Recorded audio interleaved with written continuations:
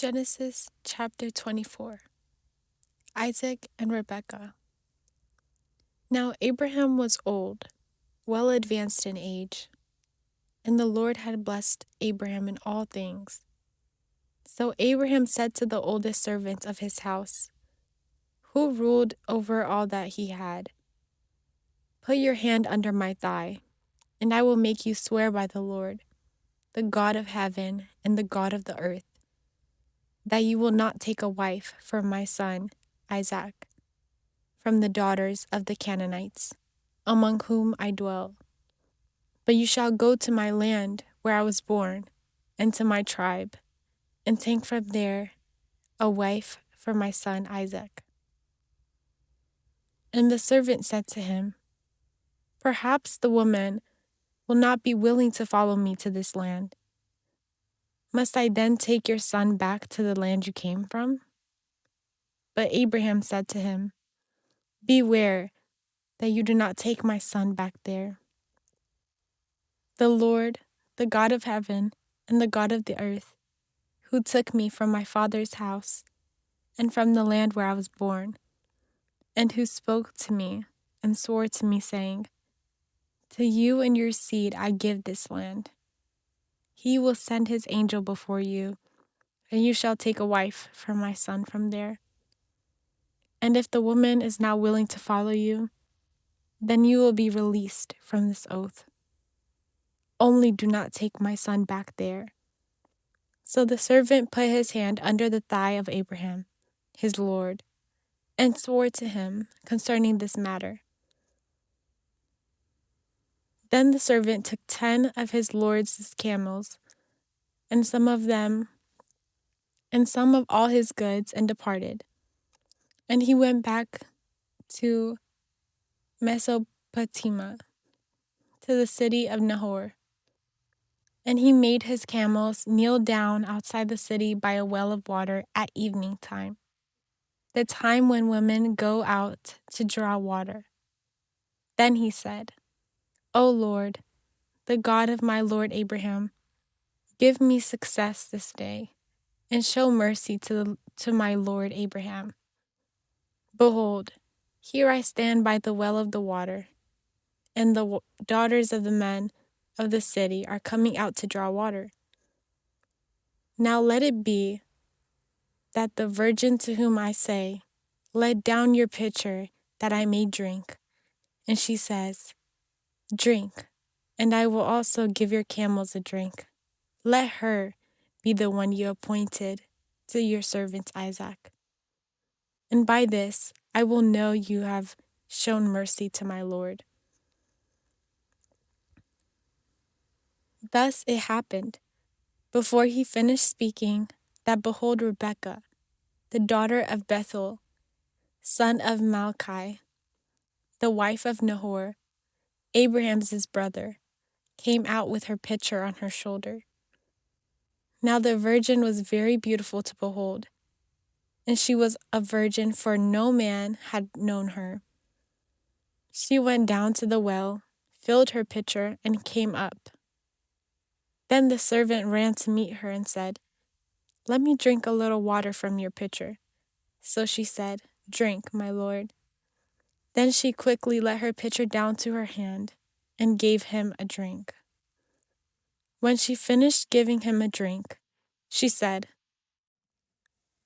Genesis chapter 25. Abraham and Keturah. Now Abraham again took a wife, and her name was Keturah. So she bore him Zimran, Jokshan, Medan, Midian, Ishbak, and Shua. Jokshan begot Sheba and Dedan. Thus the sons of Dedan were Raguel, Nabdeed, and the Ashurim, the Letushim, and the Luamim. And the sons of Mildian were Ephah, Epher, Hinoch, Abida, and Eldah. All these were the sons of Keturah. Now Abraham gave all his possessions to Isaac. But Abraham gave gifts to the sons of his concubines, and while he was still living, he sent them eastward, away from his Isaac, his son, to the country of the east. The death and burial of Abraham. After these things, the sum of years Abraham lived were 175 years. Then Abraham breathed his last and died in a good old age, old and full of days, and was added to his people. So his sons Isaac, Ishmael, buried him in the cave of Machpelah, opposite Mamre, in the field of Ephron, the son of Zohar the Hittite. The field and the cave Abraham purchased from the sons of Heth. There they buried Abraham and Sarah his wife. Thus it came to pass, after the death of Abraham, that God blessed his son Isaac, and Isaac dwelt at the well of the vision. The genealogy of Ishmael and Isaac. Now, this is the genealogy of Ishmael, Abraham's son, whom Hagar, Sarah's maidservant, bore to Abraham. These were the names of Ishmael's sons, by their names, according to their families. Ishmael's firstborn, Nebajoth, then Kedar, Adbeel, Mibsam,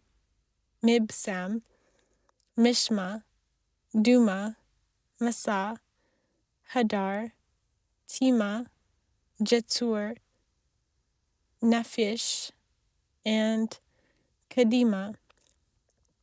These were the sons of Ishmael, and these were their names, by their towns and settlements, 12 princes according to their nations. These were the years of Ishmael's life, 137 years.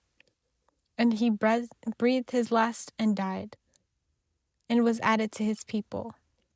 He dwelt opposite Egypt, from Havilah as far as Shur, as you go toward Assyria, and dwelt separate from all his brothers. Now this is the genealogy of Isaac, Abraham's son. Abraham begot Isaac. Isaac was 40 years old when he took Rebekah as his wife, the daughter of Bethuel, the Syrian of Mesopotamia, and the sister of Laban, the Syrian. Now Isaac pleaded with the Lord for his wife, because she was barren, and God granted his plea, and Rebekah his wife conceived.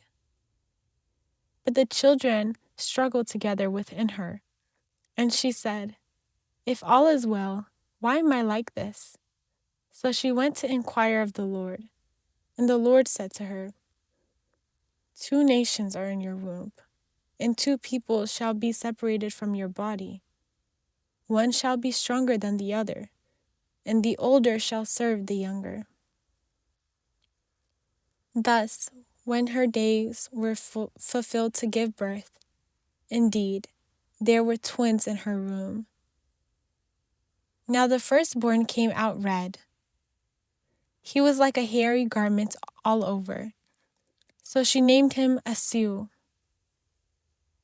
Afterward, his brother came out, and his hand took hold of Esau's heel. So she called his name Jacob. Isaac was 60 years old when Rebekah bore them. Esau sells his birthright. So the boys grew. Now Esau was a skillful hunter, a man of the field, but Jacob was a simple man, dwelling in tents. Now Isaac loved Esau, but because he ate his venison, but Rebekah loved Jacob. Then Jacob cooked a stew, and Esau came in from the field and was weary. So Esau said to Jacob, "Let me taste this red stew, for I am exhausted." Therefore his name was called Edom. But Jacob said to Esau, "Sell me your birthright today." Esau replied, "Look, I am about to die. What good, then, is this birthright to me?" Then Jacob said, "Swear to me today." So he swore to him and sold his birthright to Jacob.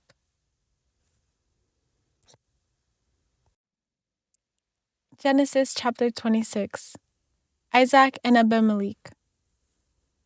Now there was a famine in the land, besides the first famine in the days of Abraham.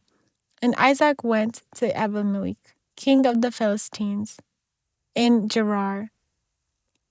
Then the Lord appeared to him and said, "Do not go down to Egypt. Live in the land where I tell you. Sojourn in the land, and I will be with you and bless you.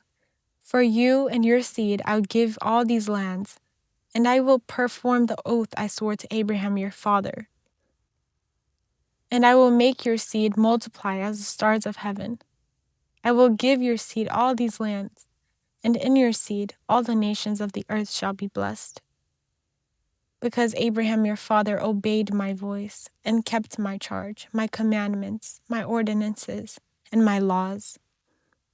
So Isaac dwelt in Gerar. Now the men of the place asked about his wife, and he said, "She is my sister." For he was afraid to say, "She is my wife," lest the men of the place should kill him for Rebekah, because she was beautiful to behold. Now it came to pass, when he had been there a long time, that Abimelech, king of Gerar, looked through a window and saw Isaac, showing endearment to Rebekah his wife. Then Abimelech called Isaac and said, "Quite obviously she is your wife. So how could you say, 'She is my sister'?" Isaac said to him. "Because I said to myself, lest I should die on account of her." Thus Abimelech said, "Why have you done this to us? One of the people could have easily have lain with your wife, and you would have brought guilt on us." So Abimelech charged all his people, saying, "He who touches this man or his wife shall surely be put to death." Then Isaac sowed in that land, and reaped in the same year 100-fold, and the Lord blessed him. The man began to prosper, and continued prospering until he became very prosperous. For he had herds of sheep and oxen, and many fields. So the Philistines envied him. Now the Philistines had stopped up all the wells of his father's servants, had dug in the days of Abraham his father, and they had filled them with earth. Then Abimelech said to Isaac, "Go away from us, for you are much mightier than we." Then Isaac departed from there, and pitched his tent in the valley of Gerar, and dwelt there. Again, Isaac dug the wells of water they had dug in the days of Abraham his father, for the Philistines had stopped them up after the death of Abraham. He called them by the names his father had called them. Also, Isaac's servants dug in the valley of Gerar, and found a well of fresh water there. But the herdsmen of Gerar fought with Isaac's herdmen, saying, "The water is ours." So he called the name of the well Injustice, because they quarreled with him. Then they dug another well, and they quarreled over that one also. So he called its name Enmity. So he moved from there and dug another well, and they did not fight over it. Thus he called its name Room, because he said, "Now the Lord has made room for us, and he has increased us in the land." Then he went up from there to the well of Oath. Now the Lord appeared to him the same night and said, "I am the God of your father Abraham. Do not fear, for I am with you. I will bless you and multiply your seed for my servant, Abraham's sake." So he built an altar there and called on the name of the Lord. And he pitched his tent there, and there Isaac's servants dug a well. Then Abimelech came to him from Gerar with Ahuzzath, his friend, and Phicol, the commander-in-chief of his army. Isaac said to them, "Why have you come to me, since you hate me and have sent me away from you?" But they said, "We have certainly seen the Lord is with you." So we said, "Let there now be an oath between us, between you and us, and let us make a covenant with you, that you will do us no harm, since we have not touched you, and since we have done nothing to you but good, and have sent you away in peace. You are now the blessed of the Lord." So he made them a feast, and they ate and drank. Then they arose early in the morning and swore an oath with one another. And Isaac sent them away, and they departed from him in peace. It came to pass the same day, Isaac's servants came and told him about the well they dug, and said to him, "We have found water." So he called it Oath. Therefore, the name of the city is the Well of Oath to this day. Now when Esau was 40 years old, he took as wives Judith the daughter of Beri the Hittite, and Basemath the daughter of Elon the Hittite. But they were contentious with Isaac and Rebekah.